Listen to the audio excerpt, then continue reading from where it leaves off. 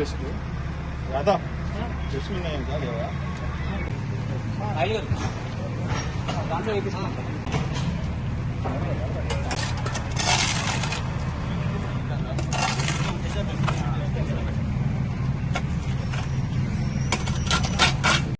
Start ఇవాళ 11వ division తూర్పు నియోజకవర్గంలో ఇంటర్నేషనల్ యూత్ డే సందర్భంగా తెలుగు యువత ఆధ్వర్యంలో ఒక మంచి కార్యక్రమం అనేది టేకప్ చేసాం. దానికి గద్దె క్రాంతి అని రావడం మాకు చాలా ఆనందంగా ఉంది. ఇవాళ యువత అంటే కేవలం ఏదో అలైజులైగా తినడం లేదంటే ఉద్యోగాలు చేసుకోవడం కాకుండా సమాజం పట్ల వాళ్ళకి బాధ్యత ఉందని నిరూపిస్తూ వాళ్ళ సొంత పార్క్ని వాళ్ళే డెవలప్ చేసుకోవడం కోసం వాళ్ళు ముందుకు వచ్చారు. అది చాలా మంచి విషయం. ఇక్కడ మీరు చూస్తే యూత్ లీడర్షిప్ మంచిగా ఉంది డివిజన్లో. నాదెల రాజేష్ గారు కానివ్వండి, పాత నాయకులు కానీ అందరూ కూడా ఉంది.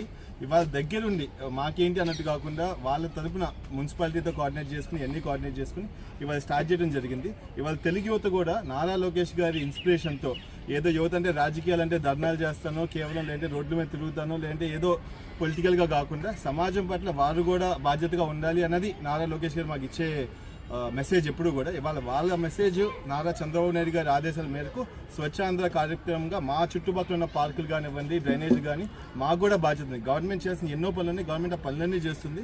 మా వంతు సాయం మేము కూడా చేయడం కోసం వాళ్ళందరూ ముందుకు వచ్చాం. దానికి మా అందరికీ స్ఫూర్తినిస్తూ గద్దె క్రాంతి అని కూడా వచ్చి పార్టిసిపేట్ చేయడం అందరికీ చాలా హెల్ప్ఫుల్గా ఉంది. రాబోయే కాలంలో కూడా తెలుగు యువత చాలా యాక్టివ్గా ఉండి ఒక మంచి రాజకీయం అంటే ఏంటో ఇవాళ మీరు ఇంకో సైడ్ చూస్తున్నారు. ఏపీ జెన్జీ వారు పేరు పెట్టుకుని అంకుల్స్ అందరూ కూర్చుని వాళ్ళు జెన్జీ అని చెప్పి తిరుగుతున్నారు. కానీ వాళ్ళు తెలుగుదేశంలో మీరు చూస్తే యువత నిజంగా బయటకు వచ్చి ఒక మంచి పని చేస్తే ఎలా ఉంటుంది అని వాళ్ళు చేసే అన్ని తిప్పికొడడానికి ప్రజలకు సహాయం చేయడం కోసం అందరం పనిచేయబోతున్నాం. దాని గురించి వాళ్ళు ఈ కార్యక్రమంతో స్టార్ట్ చేస్తాము. Thank you.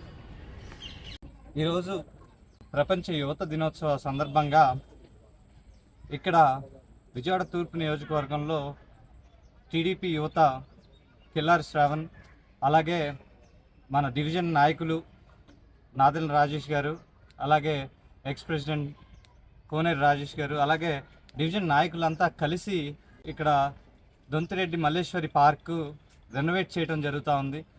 నిజంగా ఈరోజు యువత అన్నాక చదువుకోవటం, ఉద్యోగాలు, కొంత పాలిటిక్స్ ఇలాంటివే కాకుండా సొసైటీ కోసం ఏదో ఒకటి చేయటానికి ముందుకు రావాలని ఈరోజు ఈ కార్యక్రమం మనకు తెలుపుతూ ఉంది.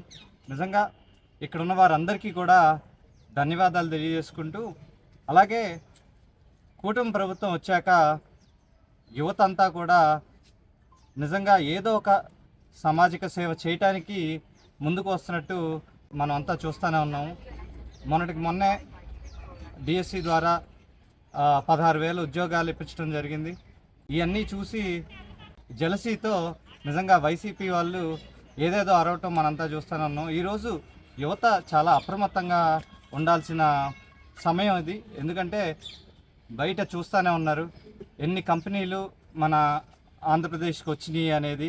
నిజంగా దేశం మొత్తంలో ఎఫ్డిఐస్ బయట నుంచి వచ్చిన ఇన్వెస్ట్మెంట్లో 25%, నిజంగా 25% దాకా ఓన్లీ ఆంధ్రప్రదేశ్కే వచ్చినాయి. అంటే ఎన్నో కంపెనీలు ఈరోజు మనకు చూస్తూ ఉన్నాయి. ఎలాగైతే 25 లక్షల ఉద్యోగాలు కూటమి ప్రభుత్వం ఇస్తానని వాగ్దానం చేసిందో, నిజంగా ఆ 25 లక్షల ఉద్యోగాలు వచ్చే సమయం ఆసన్నమైంది.